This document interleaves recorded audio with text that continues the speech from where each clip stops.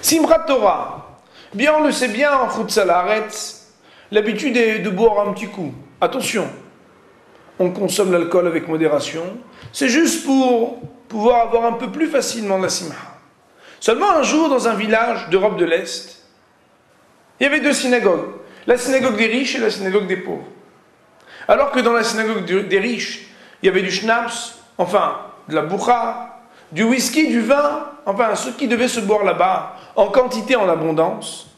De l'autre côté, dans la synagogue des pauvres, eh bien, la fête était en toute sobriété. Pourquoi? Il n'y avait que de l'eau. On n'a pas les moyens.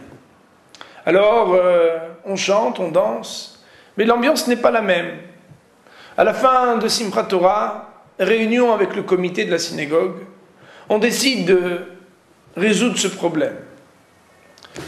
Le président de décider, c'est plus possible.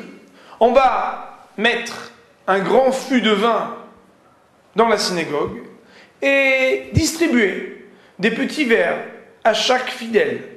Chaque Motzei Shabbat, à chaque sortie du Shabbat, chacun prendra un peu du vin qui lui est resté du Shabbat pour le verser. Et comme ça, tout au long de l'année, eh bien, on va remplir ce fût. Alors, bien sûr, tout le monde joue le jeu. Et à Motzei Shabbat, chacun vient avec un peu de vin pour verser. Et la veille de Simchat Torah, on porte ce fût, déjà bien lourd et bien gros. Et on respire presque l'odeur du vin. Parce qu'on voit qu'à son poids, Bezrat Hashem, ça va être la fête demain. Seulement, quand on vient pour honorer le rabbin en lui servant un bon verre de vin à l'entrée de Simchat Torah, eh bien on ouvre ce fût et là, de l'eau claire. Mais comment? Pourtant les fidèles avaient versé de leur petit verre chaque Motzei Shabbat, chacun un peu de vin. Qui a bu ce vin?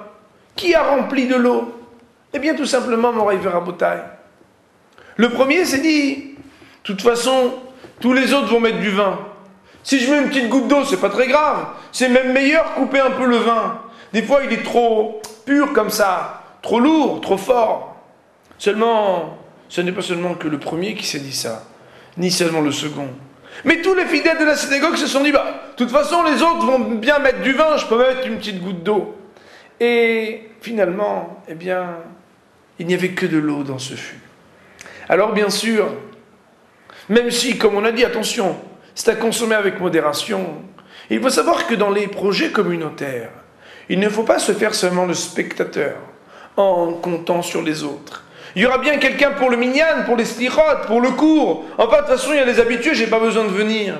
Moraï Verabotai sur Heshbon, cette réflexion, eh bien, finalement, si on le fait soi-même, eh bien, on peut supposer que tous les autres fidèles vont le faire et qu'au niveau du clan Israël, eh bien, ce n'est pas comme ça que les projets avancent.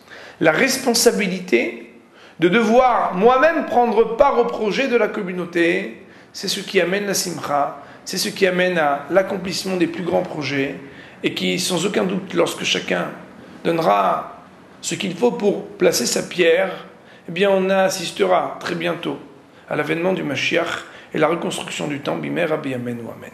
À très bientôt.